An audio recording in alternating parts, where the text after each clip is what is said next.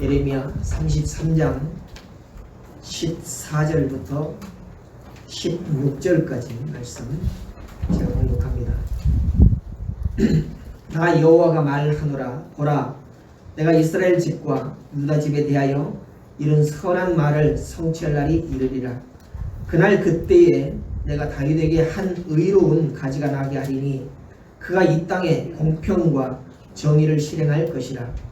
그날에 유다가 구원을 얻겠고 예루살렘이 안전히 거할 것이며 그 성은 여호와 우리의 의라 일컬음을 입으리라. 아멘. 이스라엘 역사를 보면은요, 이스라엘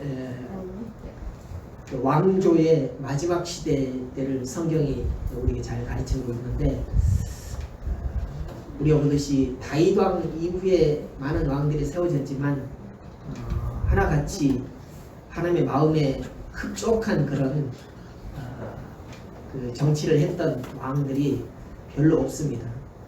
그럼에도 불구하고 몇 왕은 그래도 봐줄 만하다라고 이렇게 인정을 받은 그런 왕들이 있었죠.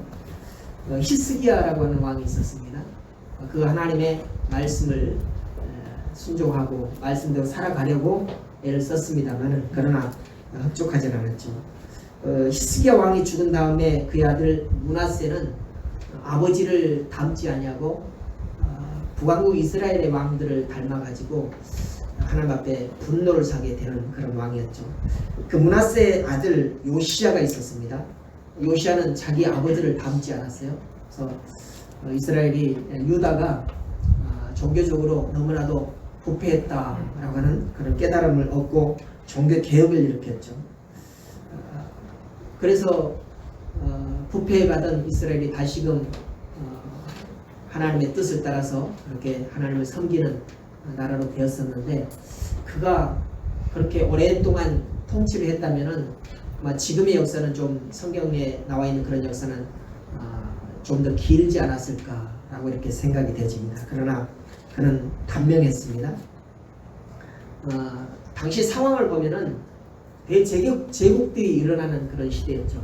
밑으로는 애굽이 제국을 이뤄서 여러 차례 이스라엘을 이용을 했었고, 또 위로는 아수르가 제국을 이뤄서 예루살렘을 공격을 하고, 심지어는 아수르에 의해서 북왕국 이스라엘이 멸망을 당하는 그런 일들이 있었습니다. 북왕국 이스라엘이 멸망을 당하고 난 다음에 아수르가 계속적으로 힘을 발휘하지 못하고 그 옆나라였던 메데, 바사, 바벨론에 의해서 점차 힘이 약해질 때에 아수르가 애굽에게 요청을 합니다. 우리가 힘을 합쳐서 저 새롭게 일어나는 바벨론을 향하여서 대항을 하자, 싸우자라고 이렇게 요청을 했습니다. 그에 따라서 애굽이 그 싸움을 하기 위해서 가야 하는 길이 있는데 그 길이 바로 이스라엘이에요. 예루살렘을 지나가야 된다는 것입니다. 그래서 그때의 요시야는 우리는 애굽을 우리나라로 지나가게 할 수 없다, 전쟁터로 내줄 수 없다라고 그런 생각에서 그 무깃도라고 하는 그 지역에서 싸움을 합니다. 그 때문에 애굽이 아수르와 연합을 해서 이 바벨론과 싸우는 그 싸움에서 좀 약해져요. 그래서 결국은 갈그비스라고 하는 저 위에 하란 위에 땅에서 싸우게 되는데, 이 애굽과 아수르의 연합군이 바벨론에 의해서 지게 됩니다. 패전을 하게 돼요.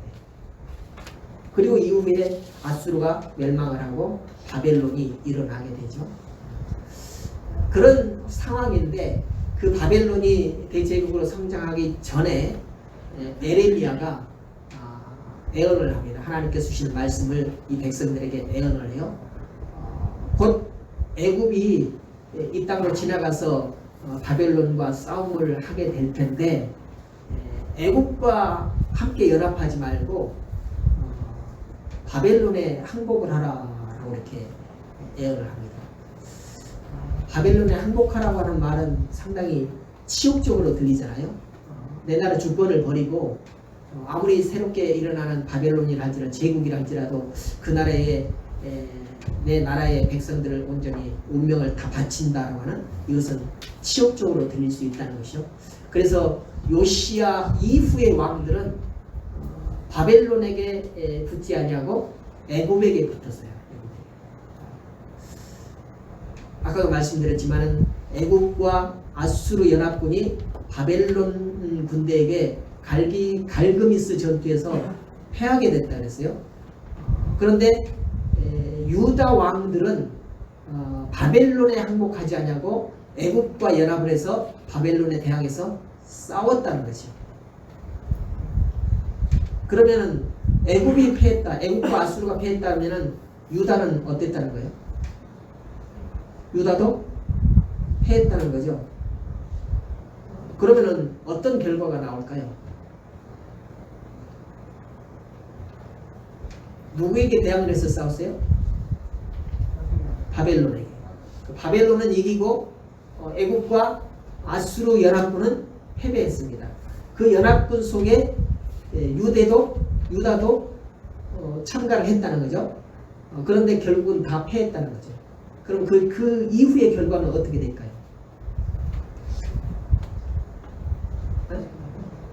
좋은 결과가 나올까요? 좋지 않은 결과가 나올까요? 좋지 않아요. 그렇죠? 그게 성경의 역사의 내용입니다. 그래서 바벨론에 포로로 끌려가게 된다는 거죠. 여기까지 그 당시의 상황입니다. 그래서 결국은 에레미야가 그렇게 될 것이다 라고 예언을 했어요. 그러니까 그 예언을 했을 때에 이스라엘 왕들이, 유다의 왕들이 정신을 차리고 우리는 바벨론에게 항복을 하겠다라고 해가지고 바벨론 편에 섰으면은 어떻게 됐을까 이런 생각들이 들잖아요. 그런데 그렇게 안 됐을 거예요. 왜? 하나님의 예언을 했기 때문에. 미리 바벨론에 항복을 하라고 했지만은 유다의 왕들은 그것을 절대로 듣지 않을 것이다. 그리고 그 결과로 바벨론에 포로로 갈게 될 것이다라고 한도 하나님께서는 미리 아셨다는 거죠. 그 포로 생활이 몇 년이다라고 말씀을 하셨어요? 그때 안 살아봐서 모르시겠죠? 근데 성경에 70년이라고 얘기합니다. 70년. 70년을 바벨론 포로로 생활하고 그 다음에 다시 회복할 것이다. 돌아오게 될 것이다. 라고 말씀을 하셨어요. 이것이 이 유대 백성들에게 하신 하나님의 예언의 말씀입니다. 비록 지금은 바벨론 포로로 잡혀가지만 그러나 그 포로 생활이 계속 되어지고 영구히 끝이 없다라고 하는 것은 정말로 낭망일 수밖에 없습니다. 절망일 수밖에 없습니다. 그러나 어느 시간이 지난 다음에 그 시간이 70년이죠. 70년이 지난 다음에는 다시 돌아오게 하시겠다라고 하는 이것은 절망이 아니라 희망일 수 있습니다. 그러니까 절망 속에 살아가지만 그 한 가지 희망을 바라보면서 살아갈 수 있다는 거죠. 한 가지 부여잡을 수 있는 뭔가 끄트머리가 있다는 거죠. 옛날에 독일에 의해서 아우슈비츠 감옥에 갇혔던 어떤 사람이 의사죠, 의사. 그 사람은 다른 사람은 전부 다 죽어가는데 혼자만 전쟁이 끝날 때까지 포로 석방이 될 때까지 살아있었다 그래요. 왜가 했더니 감옥에 쥐가 구멍을 뚫어놓은 그 쥐구멍으로 햇빛이 쫙 들어오는데 그 햇빛을 빛 삼아서 날마다 병조가리로 면도를 마겠다. 왜 다른 사람이 그렇게 이 상황에서 무슨 면도가 필요하냐 라고 했는데 그래도 나는 면도를 해야 된다. 왜? 밖을 볼 수 있는 그런 희망을 받기 때문에. 그래서 살아남았다는 그런 얘기가 있듯이 우리가 아무리 힘들고 어려운 상황이라도 희망을 가지고 있다면은 살아갈 수 있다라는 것입니다. 오늘 성경이 그것을 말하고 있어요. 오늘 본문을 보니까 하나님께서 궁중의 감옥 시대뜰에 갇힌 에레미야 선지자에게 하신 말씀이다라고 1절에 그렇게 말씀합니다. 그러니까 에레미야는 선지자인데 감옥에 지금 갇혀 있어요. 아직 포로로 잡혀가지 않았습니다. 아직 유다가 멸망하지 않았습니다. 그러나 바벨론이 이 전쟁에서 이김으로 인하여서 계속적으로 유다를 공격하고 압박을 가하고 있어요. 그런 상황에서 유다의 왕이 이 예언자 에레미야를 시대들에다가 감옥에다가 가둬놨다는 것입니다. 왜 가둬놨느냐? 어쩌면은 우리나라가 이렇게 살아가고 있는데 다른 바벨론에게 항복을 해야 된다라고 이렇게 말했기 때문에 국가적으로 봤을 때는 배반자 아닙니까? 그죠? 배반자. 그냥 굳건하게 일어나서 대항해야 된다라고 이렇게 말하지 않냐고 항복을 해야 된다라고 이렇게 말하니까 배반자처럼 여겨서 그를 감옥에 가둬뒀다는 것입니다. 그래서 여차하면 그를 반역죄로 몰아서 죽이기로 작정을 하고 감옥에 가둬둔 것이죠. 그러나 온갖 고난 속에서도 계시의 말씀을 전한 에레미야가 이 예루살렘의 멸망 소식을 들었을 때에 하나님께서 주시는 말씀을 들었을 때 얼마나 기가 막혔겠습니까? 그때 하나님께서 그에게 소망의 말씀을 해 주셨습니다. 캄캄한 절망 속에서도 하나님께서 비추는 소망의 빛을 바라보라 하는 그런 말씀이죠. 예전에 저쪽 희경동에서 의광교에서 제가 말씀을 이렇게 전하였는데 이런 유리컵이 있어요. 물병을 이렇게 놨습니다. 그런데 여름인데 한날 날파리가 빠졌어요. 날파리가 빠졌는데 그냥 죽겠습니까? 어때요?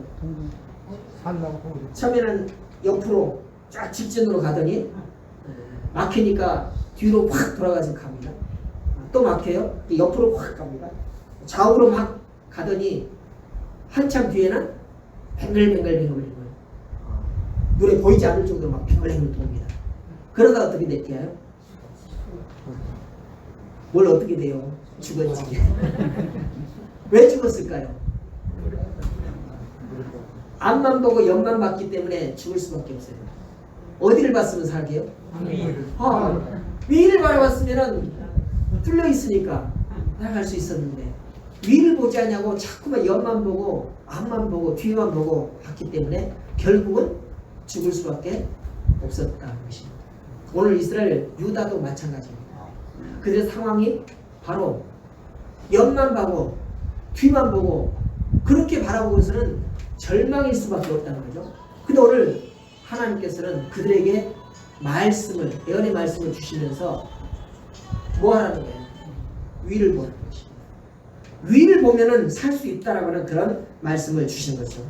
하늘을 쳐다보며 하나님의 소리에 귀를 기울여야 한다라고 하는 것입니다. 그리고 하나님께서 만드신 길을 찾아야 할 것입니다. 하나님의 백성에게는 분명히 회복의 그날이 있기 때문입니다. 그렇다면 오늘 본문은 우리가 바라봐야 할 회복의 그날을 구체적으로 어떤 날이라 라고 말하는지 살펴보면서 은혜를 받기로 합니다. 오늘 14절 보니까 나 여호와가 말하노라 보라 내가 이스라엘 집과 유다 집에 대하여 이런 선한 말을 성취할 날이 이르리라. 성취할 그날이 이르리라 라고 이렇게 말씀합니다. 선한 말 이게 무슨 말씀인가? 선한 말이라고 하는 것은 바로 이스라엘과 유다에 약속하신 은혜로운 말씀입니다. 이 은혜로운 말씀은 멸망해버린 침몰당해버린 그 땅이 다시금 회복해 주시겠다라고 하는 말씀이 바로 은혜의 말씀이고 선한 말씀인 것입니다. 오늘 거룩한 상에는 예루살렘의 회복 또 멸망한 남유다의 회복을 약속하고 있는 그 말씀이 바로 선하고 은혜로운 말씀이다 라는 것이죠. 에레미야 선지자는 예루살렘이 파괴되기 전에 멸망당하기 전 587년에 오늘 말씀 보니까 궁중 감옥에 갇혀있다 이렇게 말씀하고 있죠. 그래서 예루살렘이 바벨론에 의해서 함락이 되어지고 유다의 마지막 왕 시드기야가 포로로 잡혀가고 있습니다. 온 나라가 파괴될 것이다라고 그런 절망 가운데 쌓여 있는 것이죠. 이것은 사람의 생각이고 또 사람의 말이 아니라 하나님께서 그렇게 예언의 말씀을 에레미야를 통해서 주셨던 것입니다. 그러니까 그 말씀을 백성들에게 전해야 하는 이 에레미야 선지자의 마음은 어떻겠습니까? 그 말을 듣는 사람도 물론이겠지만은 그 말을 하나님께 듣고 전해야 되는 이 사람은 얼마나 심정이 찢어지고 아프겠습니까? 그래서 오늘 에레미야를 눈물의 선지자라고 얘기하지 않습니까? 그런데 그 선지자가 오늘 이 하나님의 말씀을 듣는데 25장 11절에 보니까 이 온 땅이 항폐하여 놀래게 될 것이며 이 나라들은 70년 동안 바벨론 왕을 섬기리라. 다시 말해서 멸망을 당할 것이고 포로로 잡혀갈 것이고 70년 동안의 포로 생활을 하게 될 것이다라고 하는 이런 말씀이죠. 그러나 하나님께서는 유다 백성들이 포로로 끌려간 지 70년이 지난 어느 날 그들을 버리지 아니하시고 그 말씀을 기억하시사 다시금 유다로 예루살렘 성으로 돌아올 수 있도록 하시겠다라고 하는 그런 말씀인 것입니다. 오늘 29장 10절을 보니까 나 여호와가 이같이 말하노라 바벨론에서 70년이 차면 내가 너희를 권고하고 나의 선한 말을 너희에게 실행하여 너희를 이곳으로 돌아오게 하리라. 이곳으로 어느 곳으로? 예루살렘으로. 어느 곳으로? 유다로 돌아오게 하리라. 이게 바로 하나님의 계획이라는 것입니다. 하나님의 계획은 이 유다가 아무리 바벨론에게 항복할지라도 포로 생활을 취소하지 않으시는 것입니다. 왜? 그것은 응당 그들이 당해야 될 일이기 때문에. 왜 당해야 될 일일까요? 그들이 부패하고 하나님을 멀리하는 그런 삶을 살았습니다. 5장에 보니까요. 5장 1절 한번 보십시오. 에레미야 5장 1절. 5장 1절. 다 같이 한번 읽어봅시다. 시작. 너희는 예루살렘 거리로 빨리 왕래하며 그 넓은 거리에서 찾아가고 알라. 너희가 만일 공의를 행하여 진리를 구하는 자를 한 사람이라도 찾으면 내가 이 성을 사하리라. 저 소돔과 고모라를 멸망시킬 때 하나님이 아브라함에게 50명씩 차츰차츰 감하면서 최종 몇 명까지 내갔어요? 그런데 찾았어요? 못 찾았어요? 근데 오늘 예루살렘에는 50명이 아니라 한 명도 찾아볼 수가 없다고 합니다. 한 명도 예루살렘에는 의인이 없다는 것이죠. 그것 때문에 반드시 이 포로 생활, 멸망을 당할 수밖에 없다는 것입니다. 누구 때문에요? 하나님 때문입니까? 아무 잘못이 없는데 하나님께서 여러분들 혼나봐라 하고 포로로 잡혀가게 만드셨습니까? 무엇 때문에? 네? 말씀들을 좀 하세요. 누구 때문에? 백성들 때문에. 백성들이 뭐 했기에? 하나님께 득죄했기 때문에. 그런데 그 중에 딱 한 명이라도 의인이 있으면 하나님의 계획을 취소하시겠다고 말씀하잖아요. 그런데 찾아보니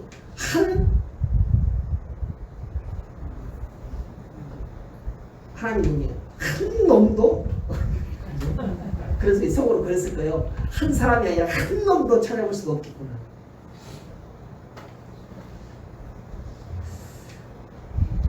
응당 받아야 할 그런 징계. 근데 하나님께서는 그럼에도 불구하고 그 징계를 영원히 끌고 가지 아니하시고 어느 기간을 두시겠다는 것입니다. 70년. 70년이 지나면 다시 돌아오게 하시겠다라고 하는 그런 말씀이죠. 그래서 오늘 바벨론에서 포로로 살아가는 유대 백성들은 그 말씀, 그 예언의 말씀, 그 약속의 말씀 하나 붙들고 그 모진 세월을 견딜 수 있었다는 것입니다. 요즘에 이슈가 되는 일이 있습니다. 미얀마라고 하는 동네가 있어요. 들어보셨죠? 예전에 전두환 대통령 때 거기서 우리나라 그 장관들이 상당한 수가 폭격에 의해서 죽게 된 그런 땅인데 그때는 미얀마라고 하지 않냐고? 버마라고 했습니다. 근데 그 미얀마에는 버마족 가장 그 인구가 많은 버마족 외에 약 150개 민족이 오래서 살아가고 있습니다. 근데 요즘에 그 민주 진영과 또 군부가 이렇게 알력이 생기면서 원래 민주 진영이 정권을 잡고 있었는데 군부가 쿠데타를 일으켜가지고 싸우고 있잖아요. 그래서 지금 군부가 이게 권력을 잡고 있는데 민주 진영들이 다른 소수 민족과 함께 연합을 해서 대항을 하자라고 요구를 하는데 그 두 번째로 큰 민족이 카렌족이에요. 카렌족 중에 우리나라에도 이렇게 난민을 신청을 해가지고 우리나라에 머물고 있는 사람들이 한 300명 된다고 합니다. 작년인가요? 재작년인가 그 완이화라고 하는 아주 14살짜리 어린 아이가 TV에 나와가지고 한국 노래를 하면서 우수상을 받았던 그런 프로그램이 있었는데 그가 속한 민족이 바로 카렌족입니다. 왜 그렇게 난민을 신청을 했느냐? 이 버마족은 불교입니다. 그리고 그 나라를 상당히 그 주권을 가지고 있는 그런 나라예요. 다른 소수 민족들을 막 압박을 하고 그래요. 근데 소수 민족들은 독립을 하기 위해서 많은 싸움을 하고 있는데 지금까지 한 70년 동안을 싸워왔다. 그런데 아직도 독립이 안 되고 있고 점차 약해져 가지고 우리는 독립 아니고 그냥 자치할 수 있는 자치권만이라도 달라라고 해도 안 주고 있다는 거죠. 근데 그 카렌족이 종교가 기독교, 그다음에 불교, 그다음에 애니미즘이라 그래가지고 토속 종교. 그 중에 이 불교하고 기독교 세력이 이 세력을 그 민족을 이렇게 주도하고 있다가 한 10여 년 전에 싸워가지고 불교족이 다시 탈퇴를 했어요.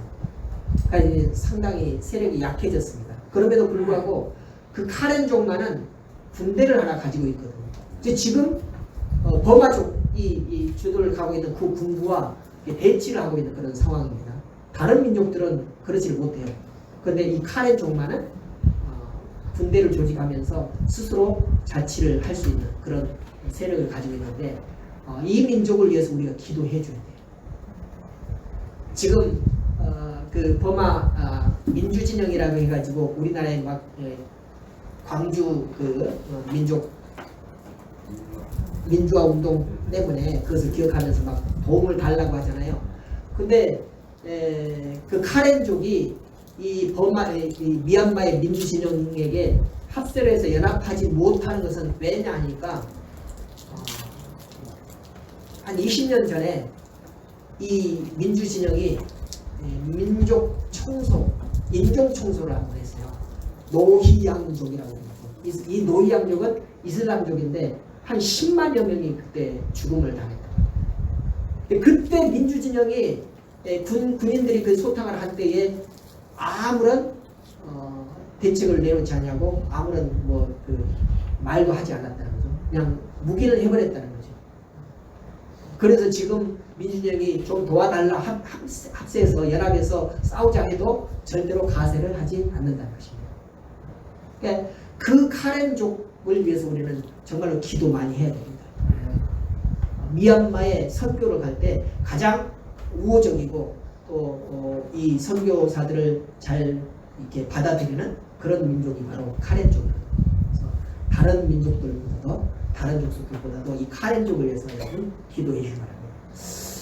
오늘 그 미얀마에 처한 그런 상황과 이 당시에 이 성경 당시에 유다가 처한 그런 현실이 비슷하다는 것입니다. 좌로나 우로나 절대 희망이 보이지 않는 그런 상황 속에서 이들이 견딜 수 있었던 것은 바로 오직 하나님의 약속하신 그 70년이 지나면 다시 회복시키겠다는 그런 약속의 말씀이 있었기 때문에 이들은 견딜 수 있었다는 거죠. 또한 성경 역사를 보면은 그것이 다만 예언의 말씀으로만 그치지 않냐고 그것이 성취되었다라고 하는 것이 바로 성경의 역사지 않습니까? 바벨론에서 포로 생활을 살아가고 있던 그들을 다시 유대로 예루살렘으로 돌아오게 하신 그 하나님의 약속의 말씀은 말로만 끝나지 않냐고 약속으로만 끝나지 않냐고 그 약속이 성취되어진 것 이것이 더욱은 큰 은혜였다라고 하십니다. 그래서 오늘 본문은 이 선한 약속이 절대로 사라지지 않냐고 반드시 성취되어질 것이라고는 그런 말씀인 것입니다. 그날이 바로 성취의 그날을 바라보며 인내하고 살아가자라고는 그런 강도의 말인 것이죠.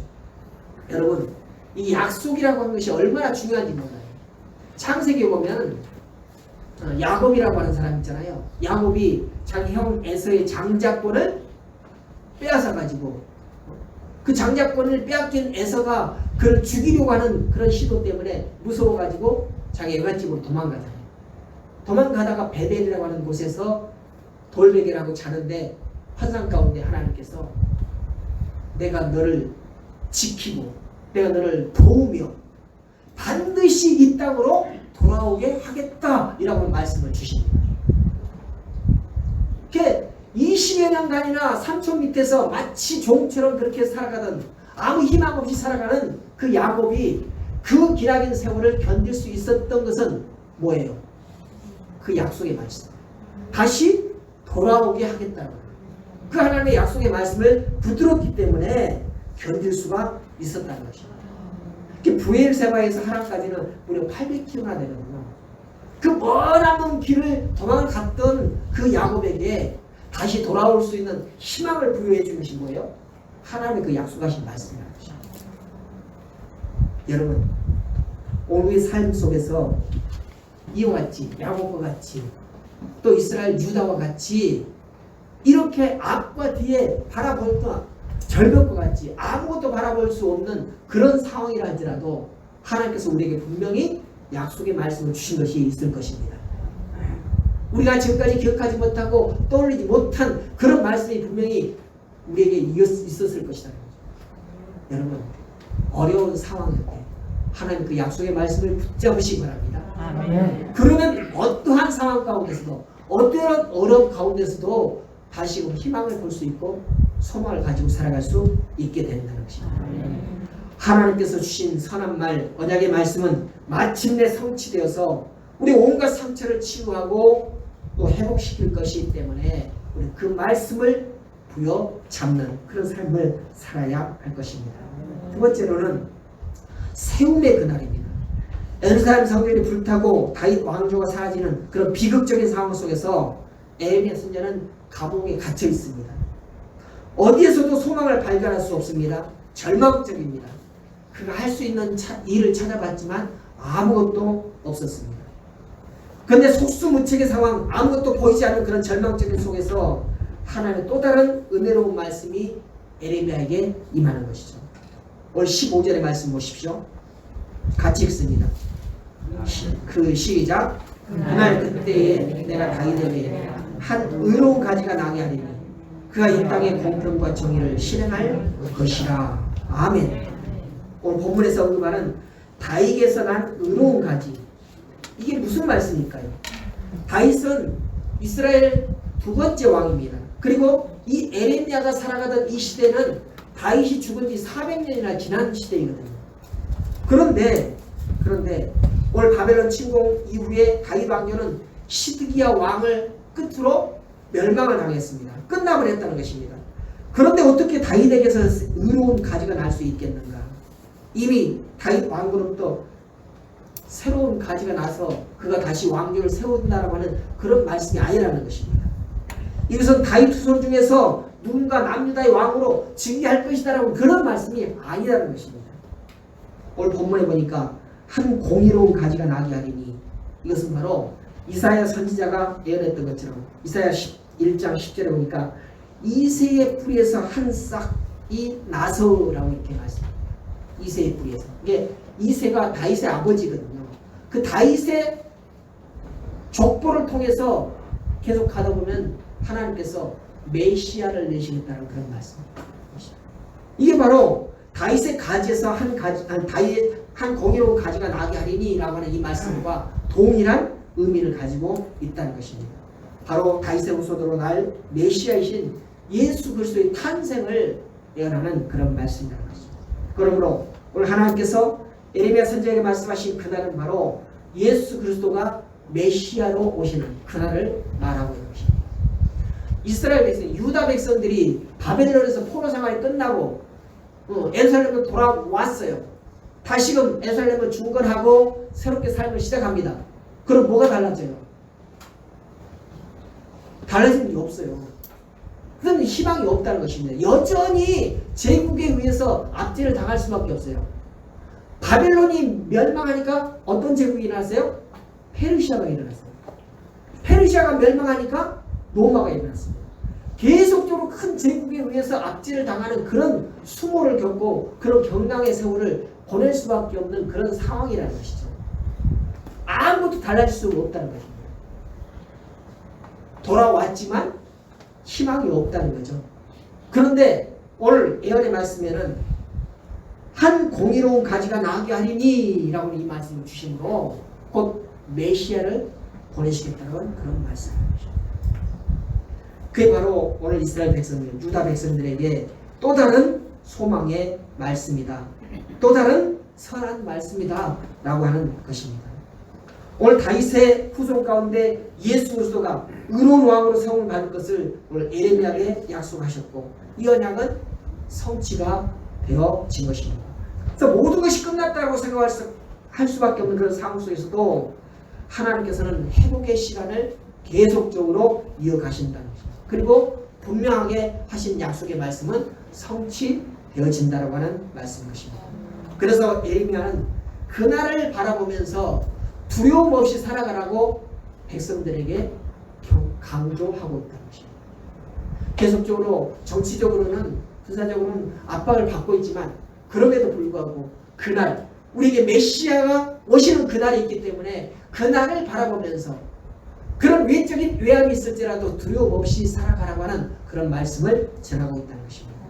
그래서 그런 소망을 가지고 살아가는 이스라엘 백성들 또 아니요 예수님이 승천하신 이후 초대교회 성도들을 한번 보십시오.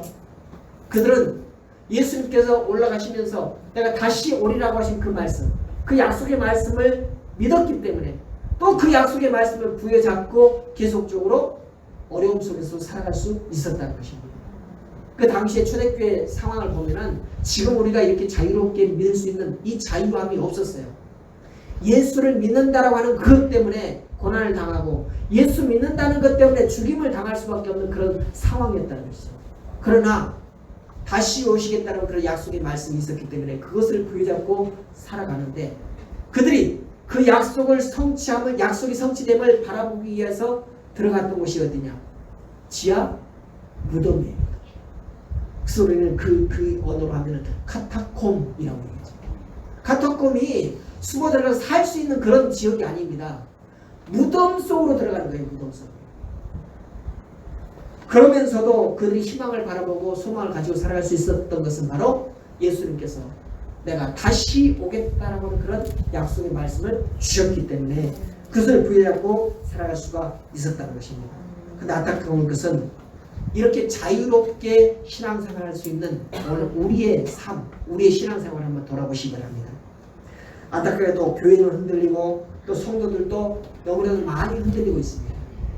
어려움 때문에 좀 속상함 때문에 또 내 뜻대로 되지 않는 것 때문에 많이 흔들리고 있는데 오늘 우리는 이 흔들림 속에서 우리가 어떤 신앙생활을 해야 될 것인가 바로 초대교회 성도들을 바라보면서 그런 신앙생활을 해야 된다는 것입니다. 좀 힘들어도 좀 속상해도 좀 다른 사람이 나를 아프게 해도 하나님께서 우리에게 주신 그 약속의 말씀 예수님께서 다시 오시겠다고 그 약속의 말씀을 부여잡고 흔들림 없이 나아가는 그런 신앙을 살아야 할 것이라는 거죠.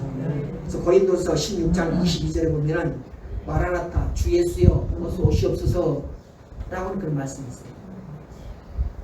예수님 다시 오신다라고 하는 그런 소망을 부여잡고 살아가는 초대교회 성도들의 고백이 바로 마라나타라고 하는 겁니다.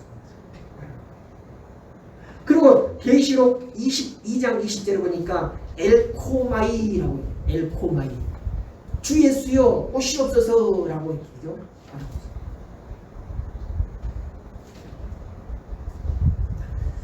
여러분 우리도 이런 신앙을 가지고 살아가야 할 것입니다. 좀 어렵고 힘들고 좀 아프고 상처받고 그런 삶이라 할지라도 주님께서 다시 오시면 이 모든 것들은 다 해결되어진다라고 합니다. 그런 소망을 가지고 살아갈 때 우리는 견딜 수 있고 이길 수 있다라는 것입니다. 세 번째는 구원의 그날을 오늘 바라보면서 살아갔습니다. 하나님께서 약속하신 선한 말이 성취되는 그날은 바로 남유다가 구원을 받는 그런 날입니다. 16절을 보니까 그날에 유다가 구원을 얻겠고 예루살렘이 안전히 거할 것이며 그 성은 여호와 우리의 의라 일컬음을 입으리라 이렇게 말씀합니다. 그래서 예루살렘이 안전하고 또 의로운 그런 성으로 회복되어질 것이다라고 그런 말씀을 에레미야를 통해서 주고 있다는 것이죠. 그래서 에레미야가 이렇게 예언한 대로 유다는 70년 동안 바벨론 왕을 섬긴 후에 회복이 되었습니다. 남유다 백성들이 그렇게 다시 예루살렘 성으로 돌아올 수 있었다는 것이죠. 예루살렘의 회복, 이것은 바로 구원의 마지막 보루라고 믿었던 예루살렘 도성이 이방인들에게 파괴된 것을 보면서 절망에 빠졌던 예루살렘 거민에게 소망의 말씀이고 위로의 말씀이라는 것입니다. 지금 바벨론에 의해서 초토화가 되어버린 예루살렘 성, 견고하게 쌓아졌던 그 예루살렘 성이 무너지는 그런 모습을 보면서 얼마나 가슴이 쓰리고 아파하겠습니까? 얼마나 상처가 되겠습니까? 얼마나 절망이 되겠습니까? 그런데 그런 예루살렘 거민들에게 에레미야를 통해서 너희에게 구원하는 그날이 오게 될 것이다. 그날을 너에게 줄 것이다 라고 하는 이 약속의 말씀, 이것이 바로 이 예루살렘 백성들에겐 소망이고 위로의 말씀이 되었다는 것입니다. 그렇습니다.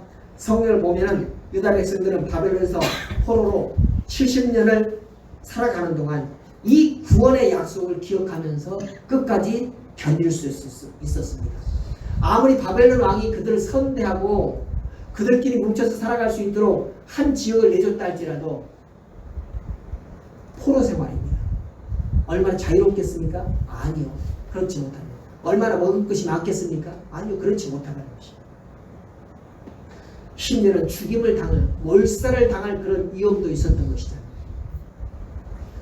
그와 같이 절망할 수밖에 없는 그런 상황 속에서도 하나님께서 주신 이 구원의 말씀을 가지고 살아갈 수 있었다는 것이죠.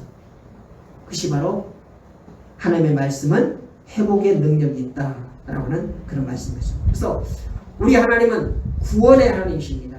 이사야 12장 2절 3절의 말씀 보니까 보라 하나님은 나의 구원이라 내가 의뢰하고 두려움 없으리니 주 여호와는 나의 힘이시며 나의 노래시며 나의 구원이심이라.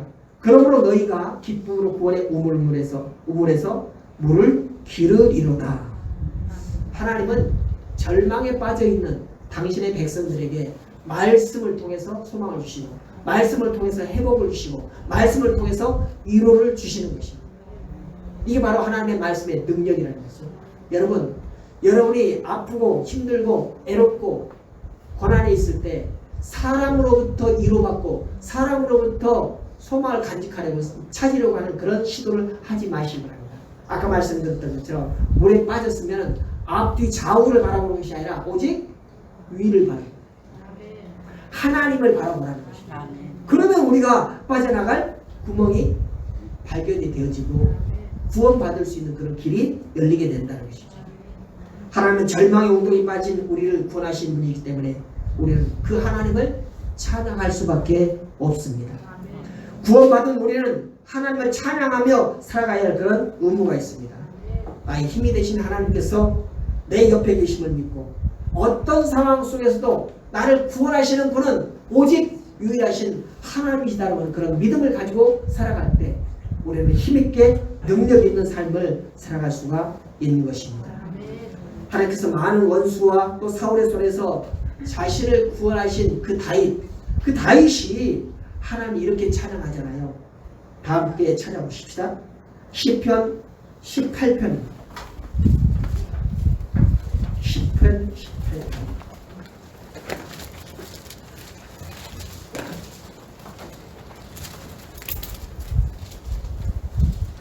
1절부터 3절까지 다 같이 한 목소리로 읽습니다. 시작. 나의 힘이 되시는 여호와여, 내가 주를 사랑하나이다. 여호와는 나의 반석이시오, 나의 요새시오, 나를 건지시는 자시오, 나의 하나님이시오, 나의 피할 바위시오, 나의 방패시오, 나의 구원의 뿌리시오, 나의 산성이시로다. 내가 찬송받으실 여호와께 아뢰리니 내 원수들에게서 구원을 얻으리로다. 아멘. 그렇습니다. 힘들고 어렵고 또 외로울 때, 슬플 때, 아플 때 어디를 바라봐야 할까요? 하나님을 바라보시기 바랍니다. 하나님께 구원의 길이 있습니다. 위를 바라보시기 바랍니다. 내 옆에서는 우리를 구원해 줄 자가 아무도 없어요. 오직 하나님만이 우리의 구원자 되십니다. 하나님께서 반드시 절망 속에서 우리를 구원해 주실 것을 믿고 찬양하며 기뻐하며 즐거워하는 그런 삶을 살아가시기를 부탁을 드립니다. 구원을 약속하신 하나님을 의지할 때 우리는 불안과 두려움에서 떨침을 받을 수 있습니다. 그런데도 우리는 때때로 구원을 신뢰하지 않을 때가 있어요. 하나님께서 타신, 예수님께서 타신 그 배를 제자들이 같이 타고 있습니다. 그 이전에 예수님께서 행하신 이적들을 눈앞에서 바라봤던 그 제자들이지만 그 풍랑 앞에서 쩔쩔매요. 그때 예수님께서 뭐라고 하십니까? 너희가 어찌하여 무서워하느냐? 이 믿음이 없는 자들아. 너희가 어찌 믿음이 없는 자라고 이렇게 책망을 하시잖아요. 여러분, 우리 삶을 살아가면서 두렵고 또 떨리고 그런 것은 다 믿음이 없음 때문이에요. 예수의 능력을 믿고 또 하나님께서 우리의 약속하심을 믿고 살아가는 그런 믿음의 사람이라고 한다면 어떤 어려움과 어떤 풍랑을 만날지라도 두려움이 없는 그런 삶을 살 수 있게 된다는 것입니다. 오늘 이 제자들에게 향한 이 책망은 오늘을 살아가는 우리에게도 동일하게 향하신 그런 책망이다 라고 이렇게 받아야 할 것입니다. 우리가 살아갈 때 예상치 못한 그런 풍랑이 닥칠 수가 있습니다. 또 침몰에 죽을 것 같은 그런 상황이 올 수도 있습니다. 하지만 그런 위기 상황 속에서도 하나님께서 우리를 구원하신 분이다 라는 것을 잊지 마시기 바랍니다. 구원의 하나님께서 우리와 함께 계심을 기억해야 됩니다. 예수님께서 이 땅에 오실 때 그 이름을 임마누엘이라라. 임마누엘이라. 너희와 항상 함께 있으리라. 그 임마누엘 하신 예수님, 그분께서 우리에게 다시 오시겠다라고 약속의 말씀을 주고 가셨으니 우리는 그 약속의 말씀을 부여잡고 살아가야 할 것입니다. 또 그런 뿐만 아니라 구원의 날이 분명히 있을 것이라는 그런 믿음을, 그런 확신을 가지고 살아가시기를 다시 한번 부탁을 드립니다. 하나님께서는 자기 백성에게 이 선한 말씀을 주실 뿐만 아니라 그 말씀이 반드시 성취되게 하시는 분이십니다. 선한 말씀, 약속의 성취는 우리 고난 가운데 있는 하나님의 백성들에게 위로와 소망이 되는 것입니다. 지금 많은 사람들이 이 질병 때문에, 이 바이러스 때문에, 이 코로나 때문에 아파하고 또 힘들어하고 있습니다. 이로 인한 경제적인 어려움도 있을 수 있습니다. 또 어떤 경우에는 가족 중에 어떤 사람이 그것 때문에, 이 코로나 때문에 죽어가는 그런 상황도 만날 수 있습니다. 그렇지만 그것이 절망일 수는 없다는 것이죠. 그거 아니고도 사람은 죽을 수 있어요. 죽게 되어 있습니다. 그게 꼭 인과관계가 돼가지고 그것 때문에 죽었다라고 그렇게 자꾸 이어가다 보면은 우리는 슬픔에서 벗어날 수가 없어요. 그러니 우리가 부여잡아야 할 것은 그 슬픔을 부여잡은 것이 아니라 그럼에도 불구하고 예수님이 다시 오셔서 우리와 함께 왕노릇 하겠다는 그런 말씀. 우리가 지금 살아가고 있는 삶은 왕노릇이 아니잖아요. 그런데 예수님께서 오셔서 우리를 당신과 같이 왕노릇 하게 하시겠다는 그런 약속의 말씀을 우리에게 주셨지 않습니까? 그러니 그 말씀을 부여잡고 날마다 소망 가운데 살아가시는 여러분의 삶이 되시기를 주님의 이름으로 축복합니다. 기도하시겠습니다. 감사하신 아버지 하나님, 오늘 유다 백성이 처한 상황은 앞으로나 뒤로나 좌우로나 어느 곳으로도 구원의 소망이 없는 그런 상황이었습니다. 그러나 하나님께서 세우신 에레미야를 통해서 이 진기가 어느 만큼 지나고 난 다음에는 다시 돌아올 수 있는 그런 희망의 말씀, 소망의 말씀을 주셨습니다. 또한 이스라엘 백성들에게 메시아를 보내시겠다는 그런 말씀을 주셨습니다. 또한 구원하시겠다는 말씀을 주셨습니다. 이 모든 것은 하나님께서 반드시 성취하실 약속의 말씀임을 믿습니다. 이스라엘 백성들이, 유다 백성들이 그 말씀을 부여잡고 70년 포로 생활에서 견딜 수 있고 인내할 수 있었던 것처럼 오늘 어렵게 힘든 삶을 살아가는 우리 사랑하는 백성들이 하나님의 약속의 말씀을 부여잡고 인내하며 소망을 바라보며 살아갈 수 있는 그런 삶을 살아갈 수 있도록 붙들어 주시옵소서. 세상적으로는 또 정치적으로는 경제적으로는 어렵고 소망이 보이지 않는다 할지라도 하나님께서는 우리에게 약속하신 그 말씀을 반드시 성취하신다는 그런 확신을 가지고 살아갈 때 우리는 절망에서도 일어날 수 있고 넘어졌어도 다시 일어날 수 있는 믿사오니 주님이여 다시 오시옵소서라고 하는 그런 마음으로 주 예수여 어서 오시옵소서라고 하는 그런 믿음을 가지고 살아가는 저희들 될 수 있도록 인도하시옵시고 그런 말씀을 부여잡고 살아가는 주님의 사랑 백성들의 삶이 될 수 있도록 인도해 주옵소서. 감사드리며 예수님의 이름으로 기도드렸습니다. 아멘.